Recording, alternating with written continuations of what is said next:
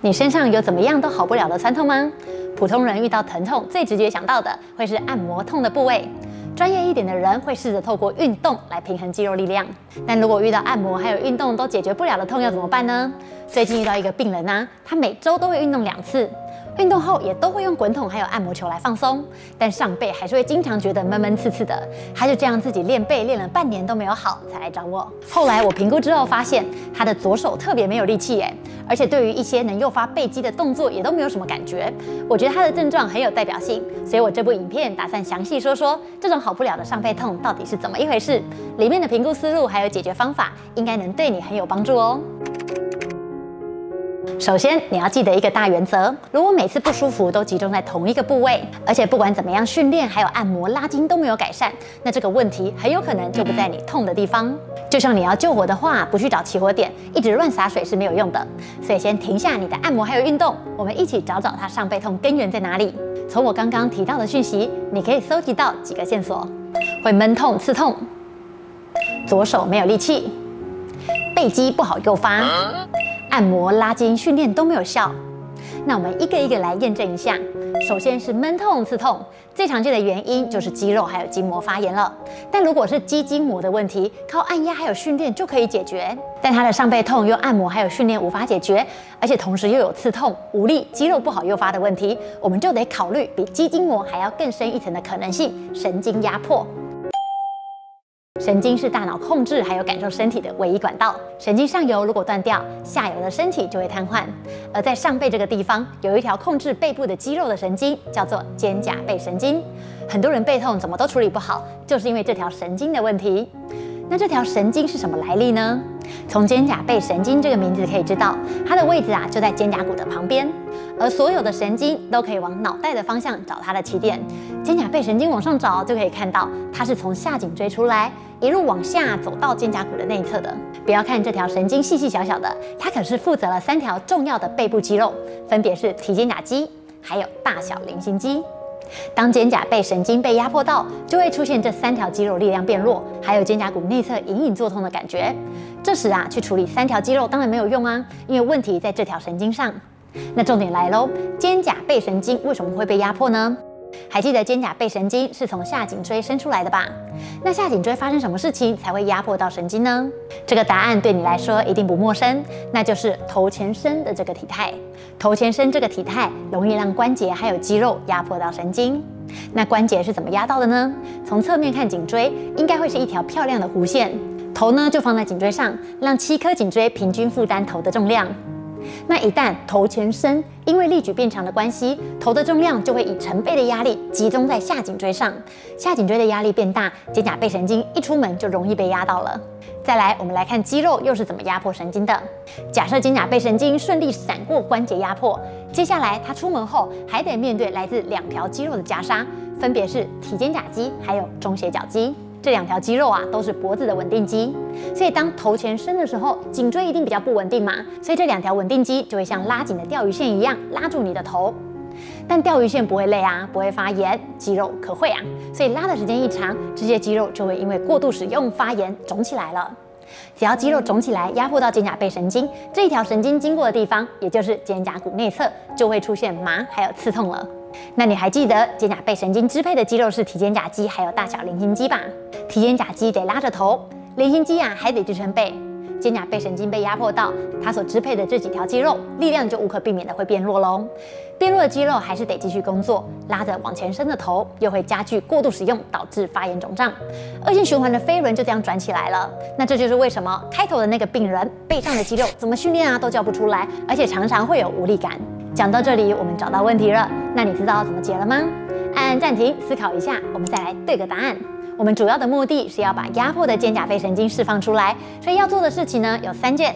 第1件，先解决肌肉夹杀的问题，放松中斜角肌还有提肩胛肌。第2，还是解决肌肉紧绷，这时要伸展提肩胛肌，改善它的紧绷还有压力。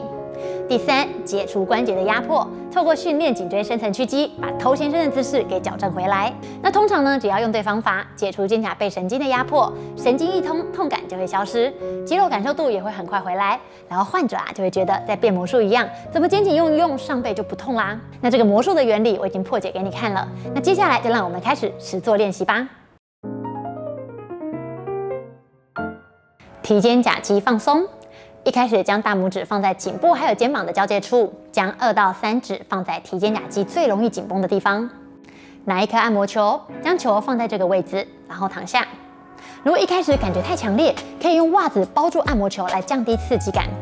屁股抬高，缩下巴，后脑向头顶方向延伸。你也可以用没有被压的那只手放在后脑，帮助颈椎向上延伸。吸气到酸痛的地方，吐气的时候将被压的那只手往上举12次。满分10分的疼痛，只要按压到5到6分就好。完成之后记得换边哦，总共做3组。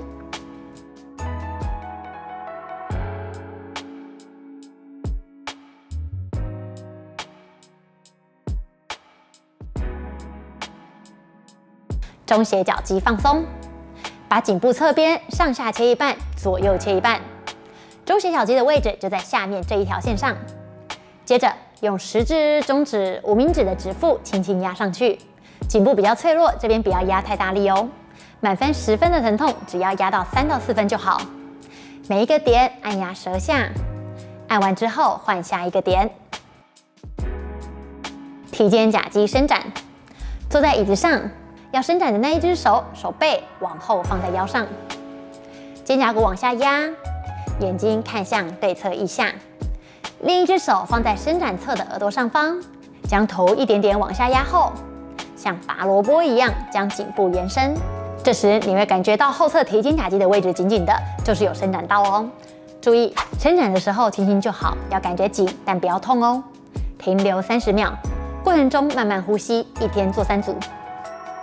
颈椎深层屈肌，一开始先躺在瑜伽垫上，缩下巴，头顶长高，想象你的后脑勺往上拉。然后后脑勺远离地板，注意这边要保持胸椎还有颈椎平行，颈椎不要过度弯曲哦。这动作可以先从停留15秒开始，习惯之后慢慢增加到20秒，再慢慢增加到30秒，一天训练3组。如果你是后脑勺的筋膜比较紧的人，一开始做的时候头可能会有一点不舒服，这个时候呢，可以先减少秒数，让身体慢慢适应。这动作会让你前侧的脖子肌肉很有感觉哦，是一个不错的颈椎深层屈肌训练。颈椎深层稳定肌，刚刚我们训练的是颈椎前侧的稳定度，现在要换成后侧的训练咯。4组跪姿，手腕放在肩膀正下方，膝盖放在髋关节正下方，头顶长高，下巴微缩。保持这个姿势，让头慢慢的往左转，再往右转，左右转完算1次，一组12次，一天做3组。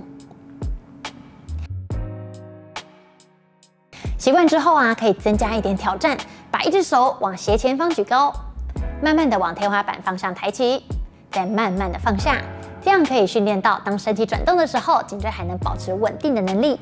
左右各做12下，一天做3组。从这部影片，你不但知道了背痛的原因有时来自颈部，还知道我们以为的肌肉紧绷酸痛可能是神经发出的求救讯号。希望今天的内容能让你除了骨骼、肌肉之外，更深一层的了解到神经。医学里面有一个很重要的观念，叫做个体差异，意思就是每个人都不一样。